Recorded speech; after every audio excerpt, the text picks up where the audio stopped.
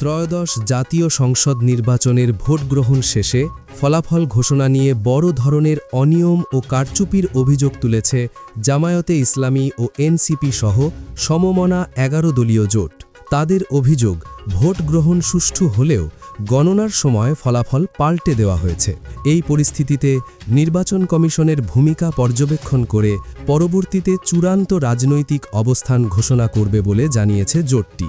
শুক্রবার ভোট পরবর্তী নির্বাচনের ফলাফল ও সার্বিক পরিস্থিতি পর্যালোচনায় ১১ দলীয় জোটের শীর্ষ নেতারা এক জরুরি বৈঠকে বসেন। বৈঠক শেষে আয়োজিত সংবাদ সম্মেলনে নেতারা তাদের আনুষ্ঠানিক প্রতিক্রিয়া ও উদ্বেগের কথা জানান। জামায়াতের আমিরের হুঁশিয়ারি ও অভিযোগ।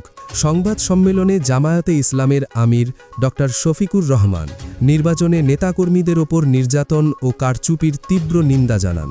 তিনি হুঁশিয়ারি উচ্চারণ করে বলেন, আমাদের রাজনৈতিক শিষ্টাচারকে কেউ যদি দুর্বলতা মনে করেন তবে প্রতিপক্ষ ভুল করবেন। নির্বাচন কমিশনের দ্বিমুখী আচরণের সমালোচনা করে তিনি বলেন, ফলাফল ঘোষণার প্রক্রিয়ায় যথেষ্ট অসঙ্গতি রয়েছে। নির্বাচনী সম্প্রচারের সময় হঠাৎ ফলাফল বন্ধ রাখা, এগিয়ে থাকা প্রার্থীকে কয়েক ঘণ্টা পর পরাজিত দেখানো এবং রেজাল্ট শিটে ঘষামাজা করার মতো ঘটনা ঘটেছে। বিশেষ করে পটুয়াখালীর আসনে কেন্দ্র দখল করে যা করা হয়েছে তা দেশবাসী দেখেছে।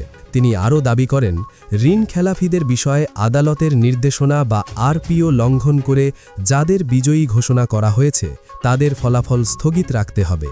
অন্যথায় ফ্যাসিবাদীদের পুনর্বাসিত করার চেষ্টা জাতি মেনে নেবে না। এনসিপি ও খেলাফত মজলিসের বক্তব্য। জাতীয় নাগরিক পার্টির আহ্বায়ক ও ১১ দলীয় জোটের অন্যতম নেতা নাহিদ ইসলাম অভিযোগ করেন, পরিকল্পিতভাবে কিছু নির্দিষ্ট আসনকে টার্গেট করে ফলাফল পরিবর্তন করা হয়েছে। আমাদের পর্যবেক্ষণ বলছে প্রায় ১০% ভোটে কারচুপি করা হয়েছে।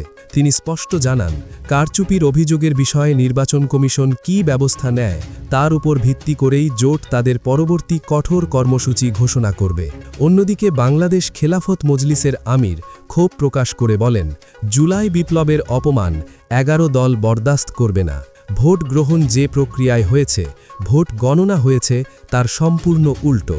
এটি জনগণের রায়ের প্রতি চরম অশ্রদ্ধা। জোট নেতারা একা সুরে বলেন, ২৪-এর গণ অভ্যুত্থানের আকাঙ্ক্ষার সঙ্গে সাংঘর্ষিক কোনো আচরণ করা হলে যুব সমাজ ও দেশবাসী তা ক্ষমা করবে না।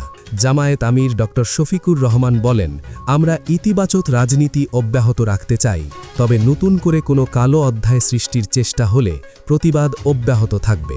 নির্বাচন কমিশন ও সংশ্লিষ্টদের প্রতি আহ্বান জানিয়ে নেতারা বলেন, বিতর্কিত ফলাফলগুলোর দ্রুত সুরাহা করতে হবে এবং কোনোভাবেই যেন ফ্যাসিবাদী শক্তিকে পুনর্বাসিত না করা হয়।